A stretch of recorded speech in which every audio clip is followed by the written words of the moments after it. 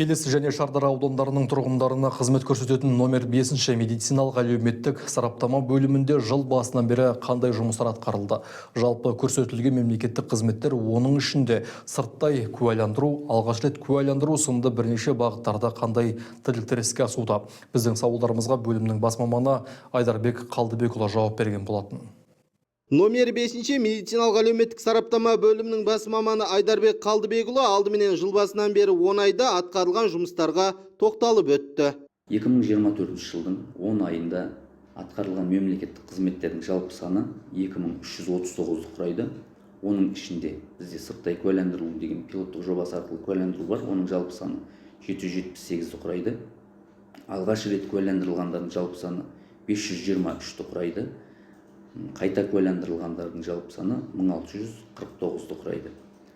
Оңалтудың жеке бағдарламасы әзірлеу бойынша 152 тұлғаға оңалтудың жеке бағдарламасы әзірленген. Бізде толық оңалтылғандардың пайыздық көрсеткіші 5%-ді құрайды. Осы 10 айлық көрсеткіште жартылай оңалтылғандар 9,7%-ді құрайды. Мүгедектік тобы күшейтілгендер, демек ауырлатылғандар 4,8%-ді құрайды. Сонымен қоса бас маман мүгедектікті сырттай куәландыруға жататын ауру түрлерінде атап өтті.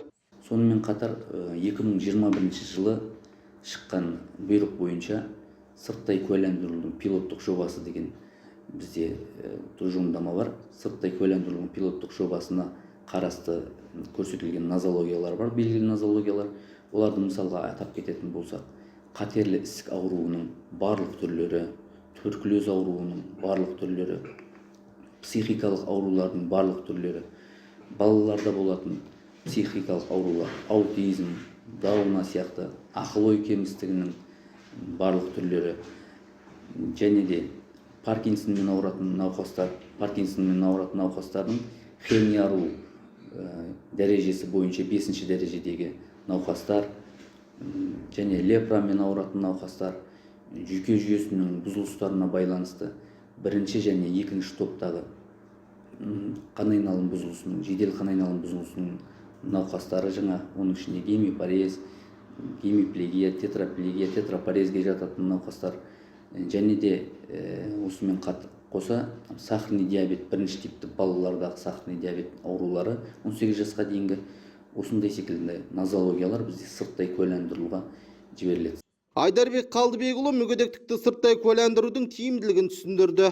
Сырттай куәландыру қалай болады дегенде, бұл емдеу мекемесі, жергілікті емдеу мекемесі, сол жердегі емдеуші дәрігері және де ДКК дейміз біз, дәрігерлік консультациялық комиссияның құрамы 031 формасын толтырып, оны онлайн арқылы сырттай куәландырудың пилоттық жобасына жібереді.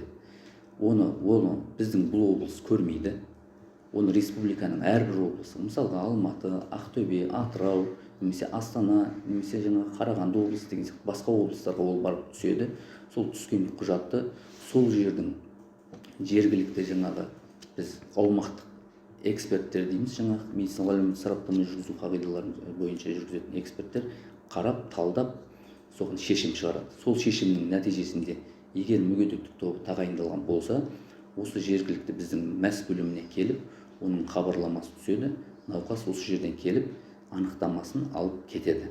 Сөзді түйіндесек, бөлім мамандары тарапынан Келес және Шардара ауданының тұрғындарына келелі қызмет көрсетіліп келуде. Қуаныш Амангелді, Ережеп Тұрғынбайұлы, Сәт теле арнасының жаңалықтар қызметі.